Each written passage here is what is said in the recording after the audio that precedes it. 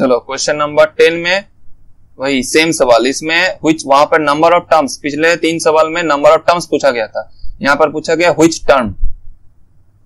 ठीक है, ये कौन सा टर्म है। तो देखो कैसे कर सकते हैं। पहले बोलेंगे, यहां पर देखो दो तरह से किया जा सकता है। a is equal to 3, first term निकला। अच्छा, d इज इक्वल टू कितना होगा, second term minus first term equal to 5। चलो यहां तक समझ में आया। अब बच्चों लास्ट जो टर्म यहां पर दिया हुआ है tnth टर्म, इसको केयरफुली ऑब्जर्व करो। देखो क्या मैं बोल सकता हूं कि 88 इज इक्वल टू 3 प्लस 85, और क्योंकि d 5 है तो क्या मैं इसको फिर से बोल सकता हूं कि it is equal to 3 plus 85 divided by 5 multiplied by 5 is equal to 3 plus कितना टाइम्स में 17 इंटू 5। अब ये मिल गया हमको n-1 का वैल्यू। समझ में आया। Implies n is equal to 18। अगर ये समझ में नहीं आया तो इसी के बाद मैं एक्चुअली जो करना होगा, मतलब पिछले सम में जैसे किए हुए थे वैसे कर रहा हूं, और इसको बस लॉजिकली समझो कि ऐसे ही कर देंगे तो ये सवाल चुटकियों में हो जाएगा। ठीक है, तो देखो 88 इज इक्वल टू क्या बोल सकते हैं, a first term plus n-1 multiplied by d मतलब यहां पर 5 है। देखो सेम जगह में आया कि नहीं, यहां पर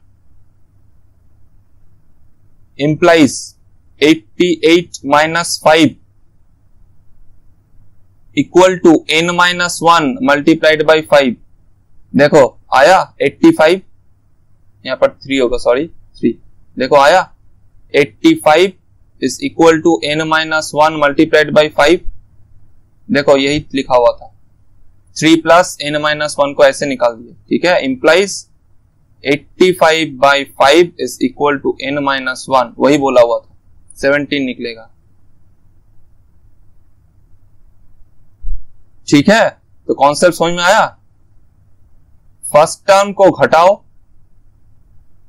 जो टर्म दिया हुआ है nth टर्म उसमें से फर्स्ट टर्म को घटाओ, जो नंबर आए उसको डिवाइड कर दो जो कांस्टेंट डिफरेंस मतलब कॉमन डिफरेंस जो है, और जो वैल्यू निकल के आएगा उससे बस 1 बढ़ाना है। ठीक है, तो यहां पर जो हमारा ये टर्म बना वो है T18।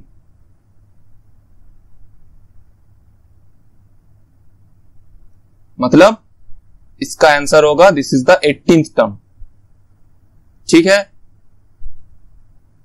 नंबर 10 का आंसर होगा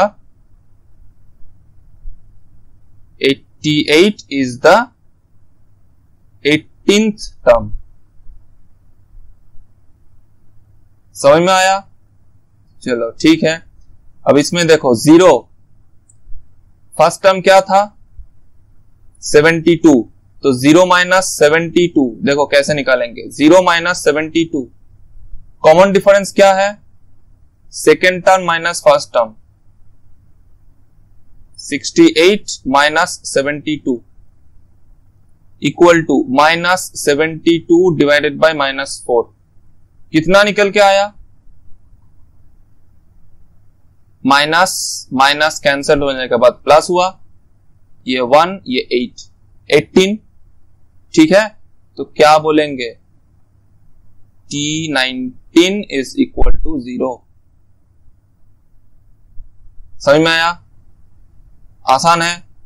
अगर इस तरह से कर नहीं पा रहे हो तो यही अप्रोच लगाओ, कोई दिक्कत वाली बात नहीं है। ठीक है, इसमें भी सेम आंसर आएगा, 0 is equal to 72 plus n-1 multiplied by common difference 68 second term minus first term, implies 0 minus 72 is equal to n-1 multiplied by minus 4, implies minus 72 divided by minus 4 is equal to n-1, implies n-1 is equal to 18 आया था, implies n is equal to 19। देखो same answer आया। लेकिन बच्चों जब MCQ सवाल आएगा तो ऐसे कर लोगे तो रफ वर्क में थोड़ा सा काम करना है और आंसर मार्क करके निकल जाना है, ठीक है। चलो तो 12th सवाल में, अच्छा 11th का आंसर क्या आया था, 0 is the 19th टर्म। समझ में आया? ठीक है। चलो 12 नंबर सवाल को भी हम लोग अब वैसे ही करेंगे, शॉर्टकट मेथड में करेंगे, ठीक है।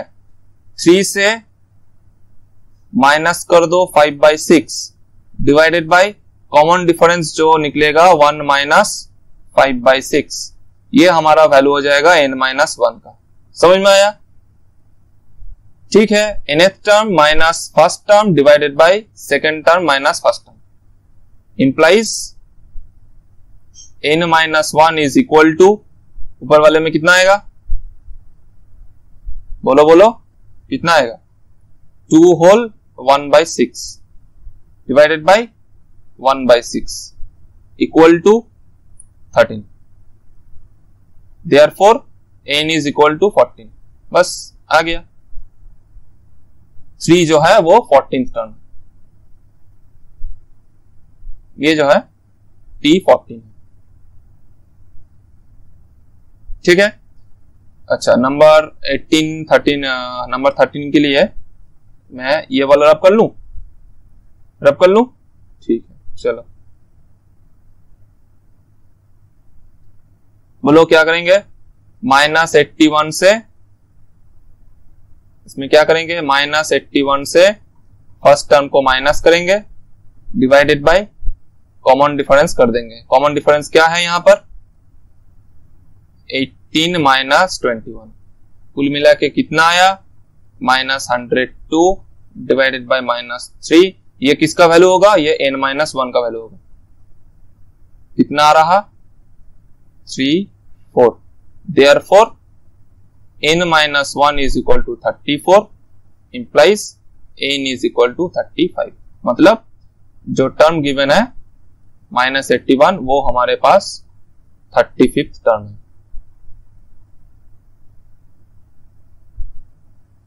ठीक है, सब आंसर हो गया। अच्छा 12 वाले का 12 नंबर में आंसर था, 12 नंबर का आंसर था 3 इज द 14th टर्म, और 13th वाले का आंसर क्या आया अभी, 35th टर्म। टर्म क्या था, -81 था, -81, -81 इज द 35th टर्म। ठीक है। 14th सवाल में पूछा गया है which term of the AP एक सीरीज दिया हुआ है will be 72 more than it's 41st term. अब देखो 41st टर्म क्या है, ये सवाल इससे आसान सवाल तो हो ही नहीं सकता। पिछला सवाल का आंसर मैंने जिस वे में बताया है उसी वे में अगर इस सवाल को करने जाओगे तो आराम से बन जाएगा। चुटकियों का सवाल है, ठीक है। देखो ध्यान से देखो, यहां पर डी क्या है, second term minus first term, 14 minus 8 is equal to कितना है, 6। अब ऑब्जर्व करो 72 में कितना बार 6 आएगा, 72 में कितना बार 6 आएगा, 12 बार। बस तो डायरेक्टली बोल देंगे therefore T41 plus 12 multiplied by D is equal to कितना होता है, T53। बच्चों ध्यान से देखो, T2 is equal to A plus D होता है, T3 is equal to A plus 2D होता है, T4 is equal to A plus 3D होता है।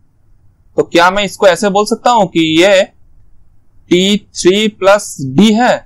तो ध्यान से देखो D को कितना बार ऐड किया मैंने, बस एक बार, टर्म क्या आया, एक बढ़ गया।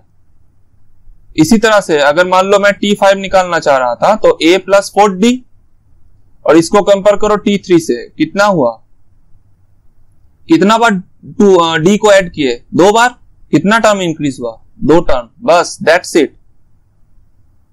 उतना कैलकुलेशन करने ही नहीं जाएंगे कि T41 पहले निकालो, फिर 72 ऐड करो, फिर उसको इन में एक्सप्रेस करके वैल्यू निकालो।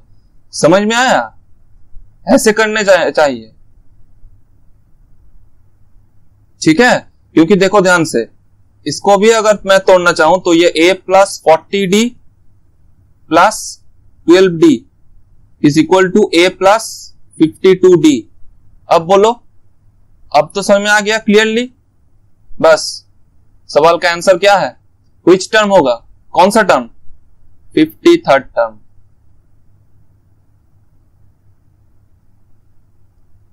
अब 15th वाले देखो, देख के बोल सकते हो कितना है कॉमन डिफरेंस। कॉमन डिफरेंस कितना है? निकालो निकालो, कॉमन डिफरेंस कितना है 15th वाले में? कॉमन डिफरेंस कितना है? d is equal to 15 second term minus first term, कितना है? 10 10 130 में 10 कितना बार आता है? 13 टाइम्स, 13 बार आता है। इसके साथ बस 13 ऐड कर दो, कितना आया? प्लस 13 ऐड कर दो, कितना आया? 44th term. बस दैट्स इट, आंसर हो गया। समझ में आया कि नहीं? देखो क्या बोला मैंने, 130 मोड था, डिवाइडेड बाय 10 किए 13, मतलब 13d हो जाएगा। So therefore T31 plus 13d मतलब क्या हुआ? a plus 30d plus 13d, कुल मिला के आया a प्लस 43d। और a प्लस 43d मतलब क्या? T44, वही आंसर। समझ आया? आसान था? ओके। 16th सवाल में पूछा गया है, if the 10th term of an AP is 52 and the 17th term is 20 more than 13th term, find the AP। देखो पहले तो बोला गया है 10th टर्म क्या है? 52। तो T10 हमको पता है, it is equal to a plus 9d is equal to 52। यहां तक समझ में आया? 10th टर्म माने T10, कैसे एक्सप्रेस करेंगे? a plus 9d is equal to 52। समझ में आया? अच्छा, T17 इज इक्वल टू, देखो इज माने क्या होता है? इज माने equal to, T17th term is equal to 20 more than 13th term, मतलब T13 के साथ बस 20 ऐड कर देना है। समझ में आया? इंप्लाइज। अब T17 को कैसे लिखेंगे? a plus 16d is equal to, T13 को कैसे लिखेंगे? a plus 12d plus 20। अब a से a मर गया, implies 16d minus 12d is equal to 20, implies 4d is equal to 20, implies d is equal to 20/4, मतलब d इज इक्वल टू 5। अब इस वैल्यू में ये जो इक्वेशन है, इसमें अगर मैं पुट कर दो d का वैल्यू, तो a का वैल्यू भी निकल जाएगा। So therefore a plus 9 multiplied by 5, मतलब d का वैल्यू पुट करने के बाद it is equal to 52, implies a is equal to 52 minus 9 into 5 कितना होता है? 45, implies a is equal to 7। अब बोला गया है फाइंड द AP, तो बोल देंगे देयरफॉर रिक्वायर्ड AP क्या है? AP is first term 7, common difference है 5, मतलब 7 प्लस 5 होना है सेकंड वाला टर्म, कितना होता है? Equals to 12।